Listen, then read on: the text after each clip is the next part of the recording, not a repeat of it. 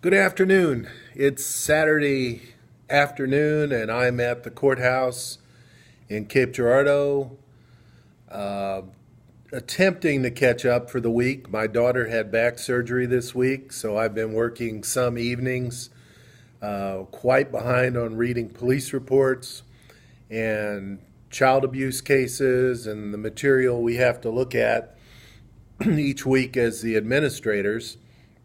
This is just a reminder to you that there's no 8 hour work week after you finish college, work your way into an administrative position. You are working pretty much and responsible around the clock for what your employees do or what the people you supervise do.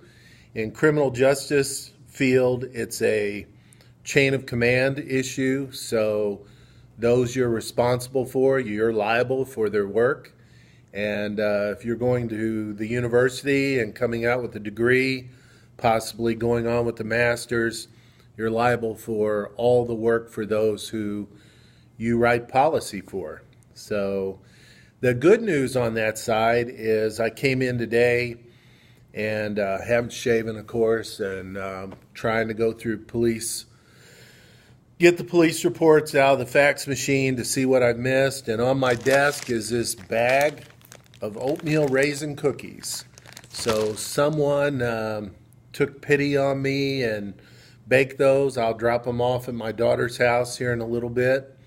Um, it's a family situation in police departments, courts, almost everywhere you work. So it should be. If it's not, you need to find someplace else to work.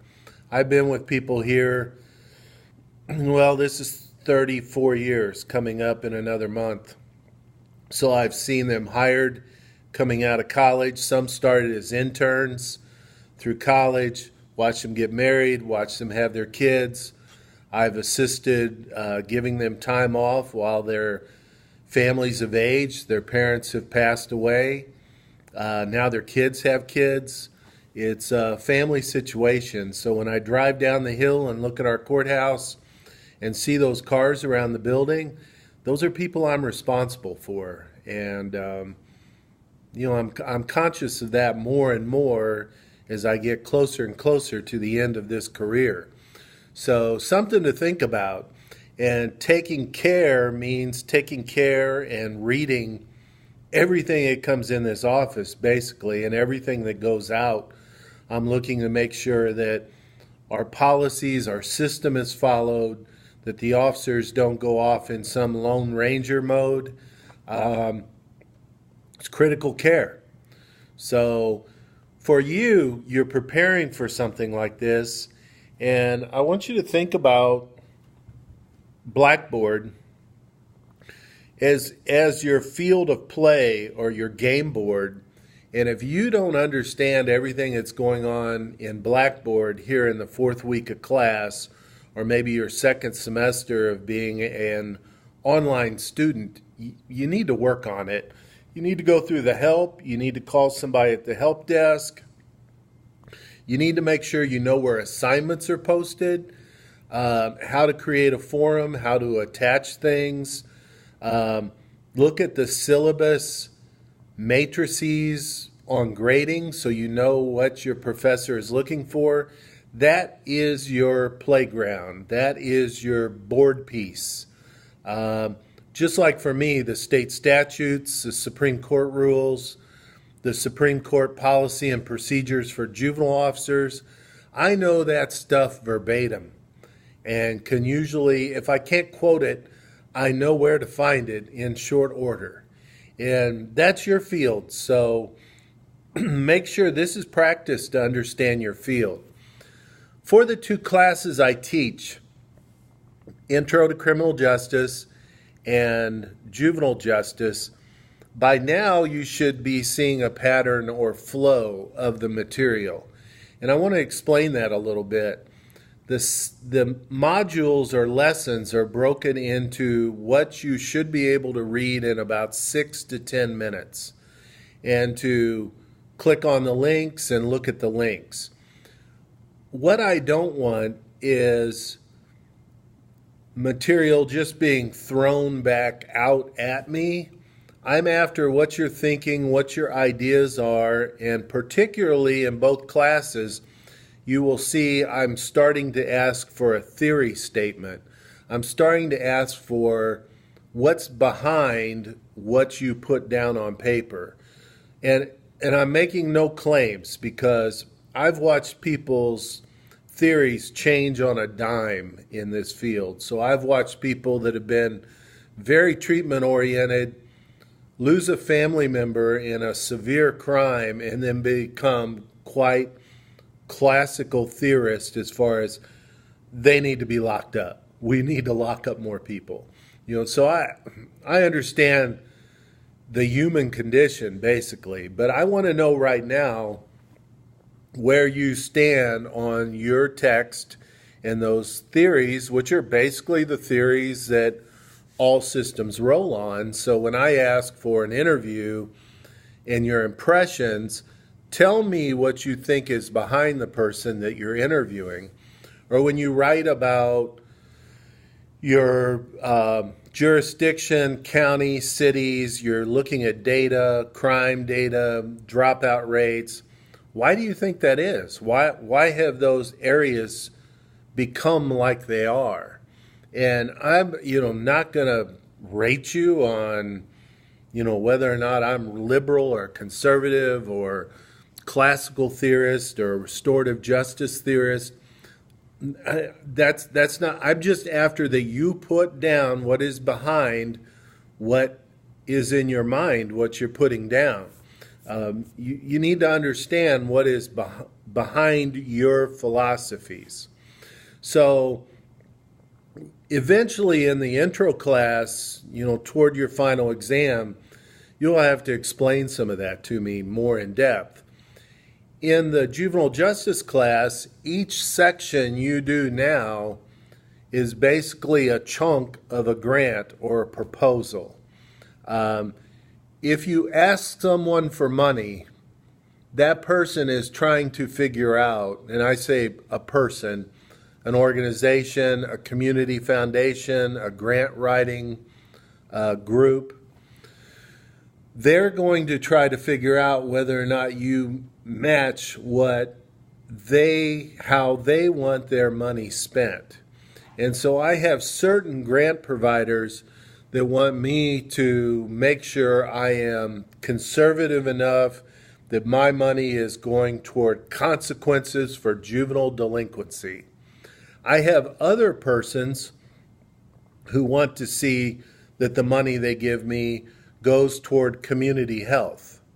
So they're more concerned that children and families are safe, are healthier, that I show data that I have made these things happen with the money they give me. And so your philosophies are very important. And if you think this isn't my field, I'm never going to have to ask anyone for money. Well, if you have a college degree and you're going into any of the institutions, whether it be hospitals, schools, government, some public agencies actually, some private agencies actually give money to these organizations, you're going to be in this soft money area. So you might not see it right now, but down the line when your chief, if you're in a police department, is running around saying, half my officers don't have bulletproof vests, there's no reason for that. You should be able to write a grant or fire out a proposal to someone and get the money for that. I basically have everything I need for my organization through soft money. I really can't think of any needs right now. I've have enough grant money coming in. My grant funds equal my county funds, and my state funds.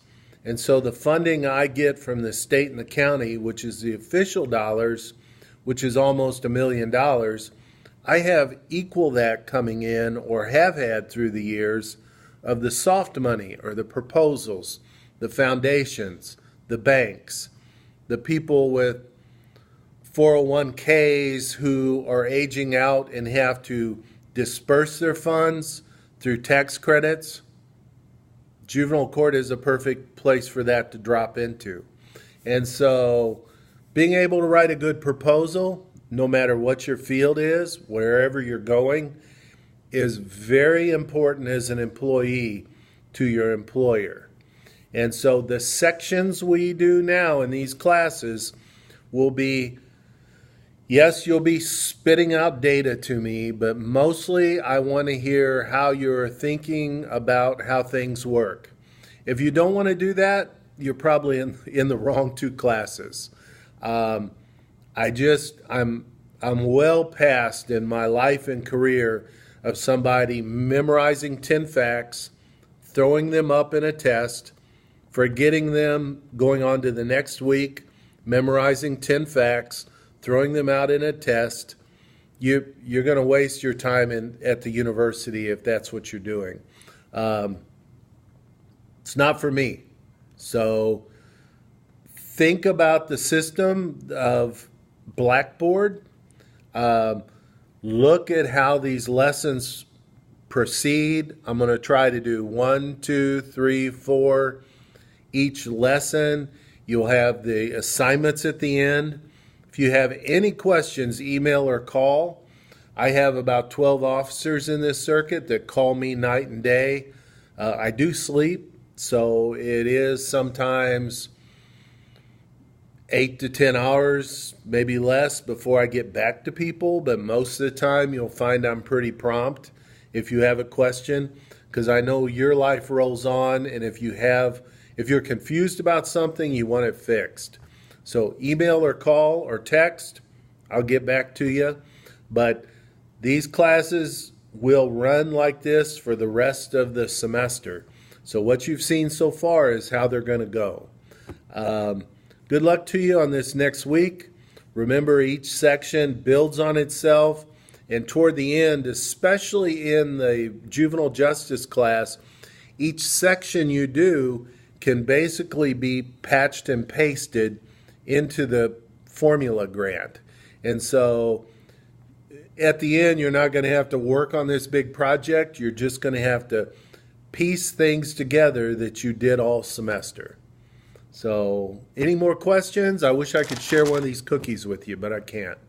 Have a good weekend, and we'll get busy with this next week.